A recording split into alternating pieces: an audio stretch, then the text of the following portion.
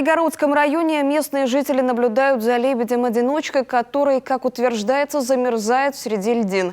Глава Кайгородка Александр Тебеньков в интервью Коминформу рассказал, что смотрел дикую птицу и видимых повреждений не обнаружил.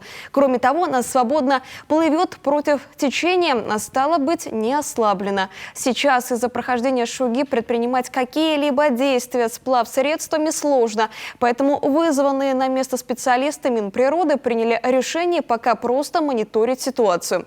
В данный момент лебедь в районе Койдина. А вот жительница Усть-Куломского Юготъяга Марина Тимофеева сообщила, что приютила молодого пернатого. Вероятно, он отбился от стаи и не смог улететь из-за внезапных холодов.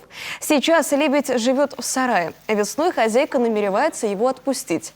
Ну и еще один сигнал об одиночке поступил из соседнего Пожига. Там белый красавец плавает в реке и тоже, как и в Койдине, недосягаем.